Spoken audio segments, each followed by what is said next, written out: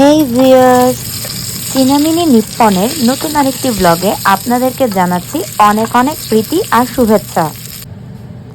এই তো আবার ঘুরে সপ্তাহটা চলে আসলো আমাদের সেই ফেভারিট শনিবার। আপনাদের সাথে মোস্ট অফ দ্য ভিডিও আমার শনিবারই শেয়ার করা হয়, কারণ সপ্তাহের অন্যান্য দিন যেমন সোমবার থেকে শুক্রবার পর্যন্ত আমার প্রচুর ব্যস্ততার মধ্যে কাটে। তাই ওই টাইমগুলোতে ভিডিও শ্যুট করে সেগুলোকে এডিট করা আমার জন্য একটু ডিফিকাল্ট হয়ে যায়। তাই আমি চেষ্টা করি আপনাদের সাথে ভিডিওগুলো আমি শনিবার বা রবিবার মানে উইকেন্ডের ডেগুলোতে শেয়ার করার।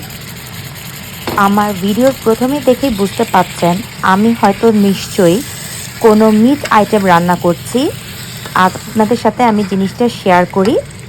আজকে যেহেতু বন্ধের দিন, ছুটির দিন, তো বাসার সবারই মানে আমার হাজব্যান্ড, আমার মেয়ে কিছু ভালো মন্দ খেতে চায়।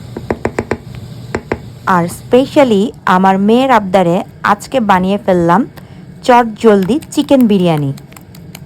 বিরিয়ানি বানানোর রেসিপি আপনাদের সাথে কি শেয়ার করব, আমি জানি আমার প্রত্যেকটা আপুরা আর বোনেরা বা দিদিরা সবাই রান্নাবান্নায় খুব তুখুর। তো আমার নতুন করে কিছু রেসিপি বলার নেই। আমি আমার অল্প স্বল্প টেকনিকের মাধ্যমে খুব অল্প টাইমে একটা চিকেন বিরিয়ানি রান্না করে ফেলেছিলাম। আর সাথে ছিল আমার ফেভারিট বেগুনি। আমার বাচ্চা মেয়ে যে আগে বেগুনি খেতে চেত না, এখন আমার এই বেগুনি খাওয়ার পরে সেও এই বেগুনির ফ্যান হয়ে গেছে।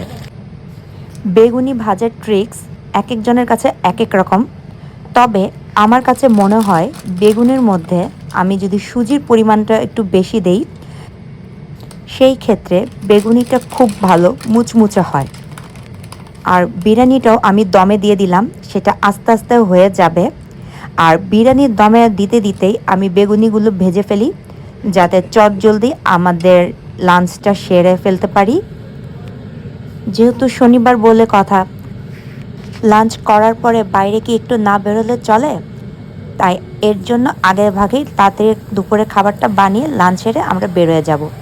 সেই অবধি আপনারা ভালো থাকুন, সুস্থ থাকুন। ধন্যবাদ সবাইকে।